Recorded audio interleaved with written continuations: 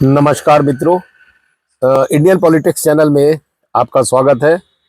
आप इस वीडियो को देखिए, लाइक करिए, सब्सक्राइब करिए और अपने मित्रों को भी शेयर करिए अगर आपको स्टोरी पसंद आती है। आज हम बात करेंगे अमेरिका की। अमेरिका की कुछ ऐसी जो रोचक तथ्य हैं जो उसकी दोस्ती और दुश्मनी को भली बात बताते हैं कि अमेरिका की न दोस्ती अच्छी है न दुश्मनी, और अच्छी क्या है ये हम कुछ उदाहरण से समझेंगे। अमेरिका अपना एक मतलबी जिसे कहते हैं कंट्री, वो पहले अमेरिकन फर्स्ट, उसका एक स्लोगन है। ट्रम्प का भी स्लोगन है, अमेरिका में भी कहते हैं अमेरिकन फर्स्ट। वो अपने आप को सुपीरियर मानते हैं और सभी देशों से लगभग, जिनसे उनके बिल्कुल 36 का आंकड़ा, उनसे तो रहती है दुश्मनी, लेकिन जो दोस्त होते हैं उनके भी पीठ में छुरा अमेरिका ने कई बार, ऐसे कई उदाहरण हैं जिनको उसने प्रूफ किया है कि वो दोस्तों को समय जब पड़ता है, दोस्त पे जब कोई संकट आता है तो वो उसका कोई साथ नहीं देता है। ऐसे ही कुछ उदाहरण आज हम आपको बता रहे हैं। ईरान ईरान बिल्कुल हमारा बगल में है, चार बार, और कई सारे ऐसे प्रोजेक्ट ईरान के साथ चलते रहते हैं। और ईरान की दोस्ती और अफगानिस्तान, ईरान, ये सब हमारे कॉन्टिनेंटल में, सब कॉन्टिनेंटल में आते हैं। तो इसकी हम बताते हैं। ईरान के बारे में एक बड़ा रोचक तथ्य आपको बताते हैं कि ईरान का एक बादशाह था, रजा शाह पहेलवी, और वो अपने आप को उस टाइम में अमेरिका का बहुत अच्छा दोस्त मानता था। और यूरोप का मीडिया उसे अमेरिकन गवर्नर की उपाधि दिया था। उसने कहता था कि अमेरिकन गवर्नर है ये ईरान का बादशाह। अमेरिका के कहने पर उसने जो बुर्का प्रथा होती है उस पर पाबंदी लगा दी। कोई महिला अगर ईरान में बुर्का पहन के निकलती थी तो पुलिस उसका बुर्का फाड़ देती थी। शाह ने ईरान में लड़कियों के लिए स्कूलों में स्कर्ट यूनिफॉर्म के रूप में कर दिया, कि ये घोषणा कर दी कि अब स्कूल, कोई भी लड़की स्कूल जाएगी तो स्कर्ट पहन के आएगी। वो एक ड्रेस बना दी। शराब और डांस वहां खुलेआम हो रहा था। और उसके बाद ये जब मुल्क में ये चीजें बढ़ने लगी, और यहां तक कि उसने ये किया कि स्कूलों में भी शराब की दुकानें खुल गई थी। मतलब उस क्लास में, लेवल में पहुंच गया था कि खुद सोचिए आप कि जब किसी स्कूल में शराब की दुकान खुलने लगे और न ड्रिंक पे न किसी चीज पे कोई पाबंदी नहीं, वो एकदम यूरोपियन स्टाइल, आप अमेरिकन स्टाइल में जी रहे थे वहां पे। उसके बाद इसको लेके पब्लिक में बहुत ज्यादा विरोध था और ईरान में बहुत इसका विरोध हुआ और इनकलाब आ गया। शाह जो था वो ईरान से भाग गया। उसने अमेरिका से मदद मांगी। एक टाइम में उसको बताइए अमेरिकन गवर्नर कहा जाता था, और जब वो उसके ऊपर मुसीबत आई तो अमेरिका ने उससे आंखें फेर ली। अमेरिका ने कह दिया कि आप अमेरिका में नहीं आ जाते, आप बैन है यहाँ पे।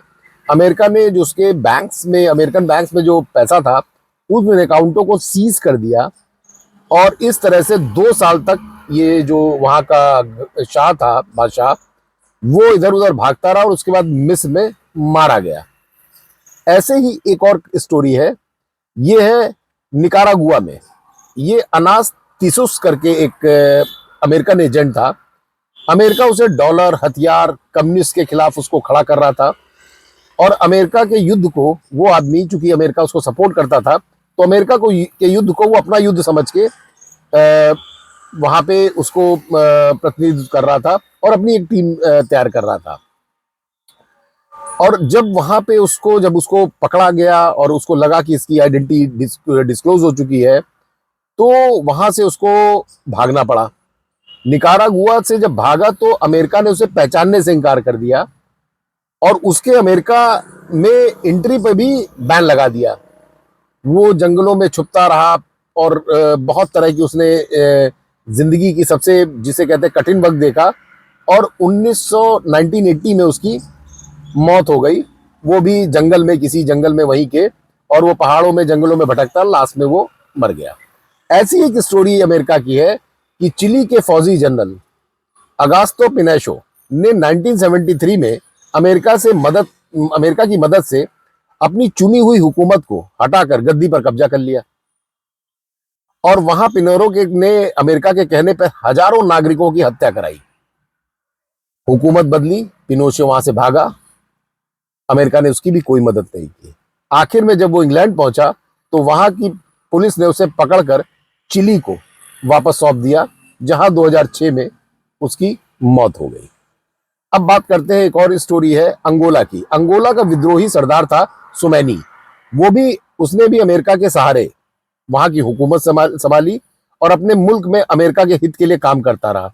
लेकिन 1992 में अमेरिका ने उसे कम्युनिस्ट के साथ समझौता करने के लिए कहा, जिसके कारण उसको मुल्क अपना छोड़ना पड़ा।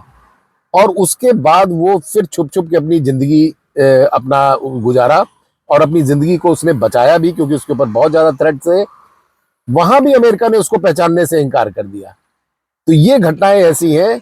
और एक और इंटरेस्टिंग घटना है, ये है फिलीपींस का राष्ट्रपति मार्कोस 22 साल तक अमेरिका के हित में अपने मुल्क में अमेरिका के लिए काम करता रहा। उसने अमेरिका के इशारे पर अपने मुल्क में कम्युनिस्टों को चुन चुन कर मारा। उसने वहां पे जो सर उठाता था उसको वो खत्म कर देता था। 1986 में अमेरिका ने ही उसकी हुकूमत खत्म करा दी, जिसके बाद मार्कोस ने अपनी पूरी जिंदगी एक छोटे से मकान में गुजारी, मगर अमेरिका ने कभी उसको पलट के पूछा नहीं। सद्दाम हुसैन की कहानी पूरी दुनिया जानती है। अमेरिका के कहने पर उसने ईरान पे हमला किया, 8 वर्ष तक उसने जंग लड़ी और 10 लाख से अधिक लोग बताते हैं उसमें मारे गए। 1990 तक अमेरिका दोस्त रहा, लेकिन अमेरिका ने तेल की लालच में इराक पर ही हमला करा और फिर पूरी दुनिया ने देखा कि अमेरिका के इशारे पर कैसे 2006 में उसे फांसी दे दी गई। अमेरिका ओसामा बिन लादेन की मदद से अलकायदा को उसने बनाया, रूस के खिलाफ उसका इस्तेमाल किया। और जब रूस बर्बाद हो गया और अलकायदा से कोई मतलब नहीं रहा, तो उसने आतंकी संगठन उसको घोषित कर दिया, जिसके कारण अलकायदा ने किसी भी तरह से अमेरिका से बदला लेने की एक कसम खा ली। और उसको फिर पूरी दुनिया ने देखा कि किस तरह से ट्विन टायर अटैक हो, या उसने अलकायदा लगातार इनके ऊपर हमले करता रहा। और बताते हैं कि अब तो अभी भी उसके कुछ संगठन के जो लोग हैं वो जिंदा हैं और वो लगातार इस मुहिम में लगे रहते हैं। अमेरिका के एक हेनरी कैसेंगर, ये अमेरिका के ही रीगन के टाइम के सलाहकार थे, उस वक्त राष्ट्रीय सुरक्षा सलाहकार। उन्होंने कहा था कि अगर आप अमेरिका के दुश्मन हैं तो आपके बचने के कई मौके हैं, लेकिन बदकिस्मती से अगर आप उसके दोस्त बन गए तो अमेरिका से आपको कोई नहीं बचा सकता। अब देखिए कितनी बड़ी बात उसने कही थी कि आप अगर दुश्मन हैं तब तो बच जाएंगे, लेकिन अगर आप दोस्त हैं तो बचने के आपके कोई रास्ता नहीं रहेगा। दोस्तों को फिर वो छोड़ता नहीं है। इसलिए उन्होंने कहा कि भाई आप समझिए, अमेरिका से सबक लेना चाहिए इतिहास से, कि अमेरिका से थोड़ा दूरी बनाने में ही सबका लाभ है। उसने सबके लिए कहा था। और ये जो थे ये बहुत वहाँ के रीगन के सलाहकार थे और वहाँ के कई अहम पोस्टों पे गवर्नर रहे। उनकी ये लाइनें आज भी अमेरिका के इतिहास में दर्ज है और कोई भी दर्शक इसे गूगल कर सकता है। इसी रोचक तथ्यों के साथ मैं इस जानकारी को समाप्त करता हूँ। एक बार फिर अनुरोध है, चैनल को सब्सक्राइब करिए और शेयर करिए दोस्तों के साथ। नमस्कार, जय हिंद।